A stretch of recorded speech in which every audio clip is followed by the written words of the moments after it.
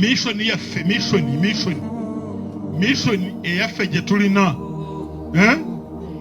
mission eryeki okulaba nti nga coordinators tukola kye tusobola tukozesa facts development enkulaakulana NRM gyekoze wansi wa president waffe Museveni nereeta mu ggwanga okulaba tugikozesa okulaba twenyweza effumu lyaffe tulyongeramu ki amaanyi nga tewali atataganya nange ndyagalako oba oyagala effumu wandibadde otegeera engeri gye twalifunamu ffe twalifuna tutya ekirungi ffe twalwana.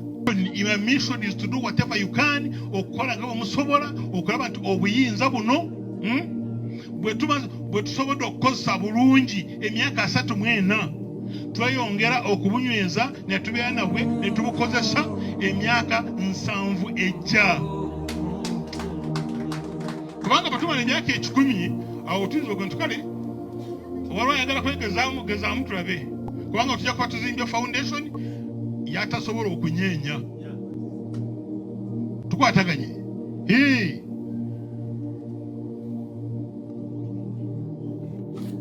Assalamu alaikum wa rahmatullahi wa barakatuh.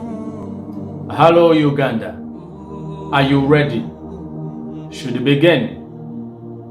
Now ladies and gentlemen, I know you got as angry as I did after watching that video, but the truth is we should never take statements like those very lightly, most especially if they're coming from people like Bantariza.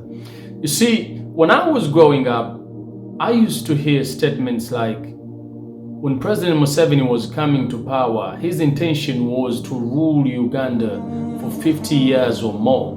Now, it was very difficult to believe something like that. Unless, right now, when you choose to analyze everything that they have been doing while in power, then you will understand that they meant everything that they said. But how did they do this? And by the way, before I continue, I wanted to name this video Stupid Ugandans, but because I'm not an abusive guy, I changed it to Lost Ugandans. We will go back into that, but right now, katusoke tugende wano ku point enkulu. How did they plan this? First, they introduced what we call false hope. Now, false hope is them coming, Nebaraganti and Sibaji rescuing, and then people start dancing on the streets. People start thinking that they have been rescued from the dogs, but they might have rescued you from what you used to call dogs. But we're going to go back to that too. And now, point number 2 was what we call false democracy. Now, this is the trickiest. This starts with the elections. Now, the elections make everybody think, or even the outside world, that this government is so democratic that they brought up elections abantu, neberondera omukulembeze gwe baagala abafuge oba abakulembere. But what people never ask themselves is that why is it that every election we get the fake presidential agents, I want to call them that, like Charia, Baliamureba, Betty Kamya, all those kinds of people. They come and stand for power knowing that they are not going to win. They actually rise up in the same exact time the elections izija. Okitegera kyengezako kugamba. 2, the use of money to rig votes. They go on and pay off people. And when they're making the Bangababali campaign, I've been there. I've seen with my eyes Janet Museveni campaigning for a certain candidate, Ngagamba. Muronde NRM, because ye ina sente. Which means sente za Uganda, sisa government, nga eyabantu, wabula za NRM. When someone says that, most especially a first lady, it means yakimanyi ku mutima nti sente si zaffe ng'abana Uganda wabula za NRM. And so number 3 is the intimidation, the use of guns. Have you ever realized that each and every election wabeerawo abantu abatambula abanyina on the streets with the guns, the members everywhere, roadblocks, whatever, roundabouts, everywhere, to put or paint a picture in your minds.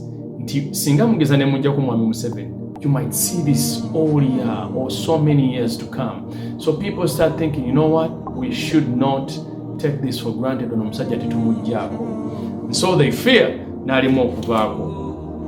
And so elections wezigwa, what do they do? If you feel like President Museveni yabiobulu, like he usually does, you go to court. Fake presidential candidates.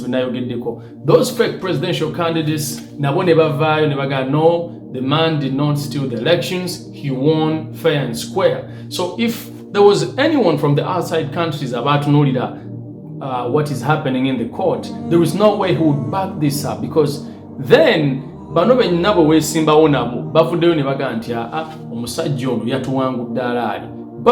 when you look closely, what they do later is come out and praise President Museveni, which what it means is that they were actually working for him. Now, point number 2, the Mohosi Project. The Mohosi Project, now, this is a young man, President Museveni, because they wanted to turn this into a monarchy. And, people used to think it's a rumor. No, it's not. This is why Mohosi went and joined the army, and he later recruited his friends, just like you see Sabiti. He's a young boy, public eye, he was put in office in Nsio. And it is not a bad thing for him to take office. But what I'm trying to say is, Mohosi, my men, which means they are preparing people like Sabiti that if Mohosi takes power, people like Sabiti will be loyal to him because he is the one who recruited them. And 2, Mohosi himself is coming out these days, slowly by slowly, to intimidate anyone who chooses to stand up against his father, on Twitter or whatever. And though people think that he's humble, but I don't trust that family at all. I don't. And when you add on to that, you'll realize Ngojeko Mohosi, even people like Sam Kutesa, who have been in government for so long, they have started to bring up their children. Even other people have been in power. They want to replace, to use their children to replace their positions. And so the point number 3, the use of religious leaders. I want to give an example of Pastor Bujingo, who recently came out and he condemned or commented on the ones who were killed or murdered, not the murderers. I mean, if you are a religious leader, you can't come out and say, bajja kubata, mulekerawo okuvaayo, mulekerawo okuwagira, olibata bajja kumutta. But then, in that same statement, you can't come out and say, mulekerawo okutta abantu, kubanga kikyamu. I mean, what kind of religious leader are you? Munsonyiwe abooluganda mbabulirenga amazima. Abantu abafiira by'obufuzi nga si gw'ogenda okwesimbawo. Onoonya ki? Lwaki tobeera ku bintu byo? Kitalo nnyo olw'abantu betufiiriddwa. Naye kye eky'amagezi tuleme okuddamu okufiirwa abalala. Nsaba owagire buli gw'oyagala, sina gwe gamba nti wagira gundi. Naye muwagirire ku mudaala gwo. Abavubuka muwagirire ku midaala gyammwe. Like you are condemning the ones that got killed, not the ones that actually killed them. Or watch together. So in the long run, you start to see who they are actually working for. And I want to talk about a Sheikh Gugwa. You can't have the courage, no via no government, if the president does not stand for power again. I will take him to court. President Museveni tumuwagira mugambe era tusaba akomewo biri mmeka nze empapula nazijjayo ddaka agezza okugaana bamawulire mukakwate. President Museveni bw'agaana okwesimbawo ngenda muwabira mu kkooti wallahi billahi tallahi kigwana engalo bw'agaana okwesimbawo mutwala mu kkooti empapula namaze dda okuzijjayo tukyayagala atukulembere amalirize ebintu bye tulaganyisa tebinaggwayo tebinakola ki tebina. But n'obulwa amaanyi agavaayo to comment ku basiraamu ababadde bajja battibwa with that same courage and strength, n'obulwa amaanyi agavaayo to comment ku basiraamu be basibidde obwemage with that same courage and strength. Now for us abatunuulira ebintu bino, we just put it in our minds and tukimanya nti kati gukolera muzeeyi. It doesn't matter what happens to your fellow Muslims, you will continuously come out or defending omusajja.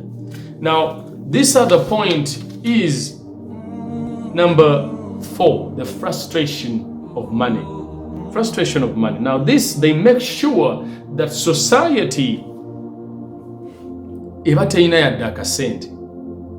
Kyova olaba baddira ne ba hiking up the products that you use every day. Sukali nabeera wa bbeeyi, buli kimu nekibeera kya bbeeyi, kyokka nga okufuna omutwalo kizibu. To get the 10,000 is very, very difficult. Ne baddira fees w'omwana ne bamwongeza. Government schools ne zibanga si z'amaanyi nnyo, ate private schools ne zibanga zihikinga buli kintu, n'obanga olemesebwa toyina gy'olaga. And then they make sure that we never have equal opportunities. Omantu mulimi ne gitandika kubeera gya mwana waani, which is not supposed to be. Kyova olaba mugenda ne musoma, and then after you're done with that, they take you to school. Ne mumaze okusoma, ne mu graduating, and then later you go to Arab countries. It is tekyakolebwa by mistake. No, this was not by mistake. Now still on this same case, frustration of money, the president comes out, naddira n'agula abantu abatategeera. For example, he comes out and says to the parliament nti sente tayineza state house, and then later parliament nemwongeza kati ye bw'avaawo n'azikozesa n'asasula abantu bagaba Catherine kusaasira, ne bagendeyo ku kyalo nga balimba abantu nti President Museveni si alina obuzibu, abantu bano abamukolera bye balina obuzibu. But when they're actually using your money, NRM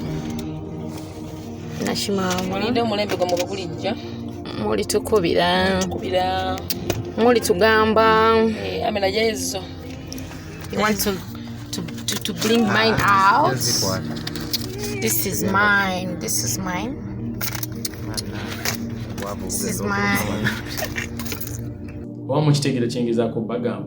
So you end up nga toyina kyakola but to bow down to them, because now you know that the only people who can get you money oba oyina ekizibu beebo kuba balabye nabo nga bazireebeesa. Now point number 5, the use of social media. Have you ever realized that these guys control everything? The most things ebisinga okulabibwa kati ku social media, the drama of celebrities, ezisinga okubeerako, gundi yayombye nono, gundi yakyayono, those ones are showed all the time. Kati ne muva ku bintu that will come back to shit on your kids later. Ngolusi mumvudde ne munsi. You don't look at the hospitals, you talk less about the education, you talk less about things that really, really matter. I'm not saying that you shouldn't play, you shouldn't joke, but I'm saying ebintu ebyomugaso mubiwa obudde butono. Ate ebyamagezi ne mubiwa ebyobusiru ne mubiwa obudde bungi nnyo. Kyova olaba TV stations ezisinga nazo kati zibeera ku ekyo. When you come out to say something ekirimu amakulu, they blunder you right away. Now, the point number 6, the gun violence. When I say the gun violence, I'm not only talking about the shootings that have been happening. I'm talking about the people who came with President Museveni in power that have these days come out. We have seen these people, General Katumba Wamala, Tumwine, Otafire, Charlie Gonza, Olweru, all of them coming out. Nebata Bantariza, all of them coming out. If you take us out of power, blood might come. Like, in using common sense, if they have elected you out of power, they have elected you out of power, you've accepted to leave power, there is no way omusaayi gusobola okujja. But blood can come if they have elected you out of power, n'ogaanirako, and then the people choose to rise up. That's when blood comes. So unless these people really want blood like they usually do, if they vote you out of power, lwaki obatova? If you are an opposition leader, ne batakulonda, lwaki obatochita nodda omulundi omulala? So what are the solutions to this? One, I'm just going to tell you a few. Teach our people abantu mbabulire information. People can never react to anything at tebalina information. They can never. Tell them why they should vote President Museveni out of power. Tell them why they should rise up against the dictator. But if you don't tell them this, we can never get the results that we are seeking for. Now, tell them about the fruits of unity. Tell them the opposition leaders should unite, because a united opposition brings hope. A divided opposition brings discouragement. My last question, do you have to be funded to share this video? Assalamu alaikum wa rahmatullahi wa barakatuh.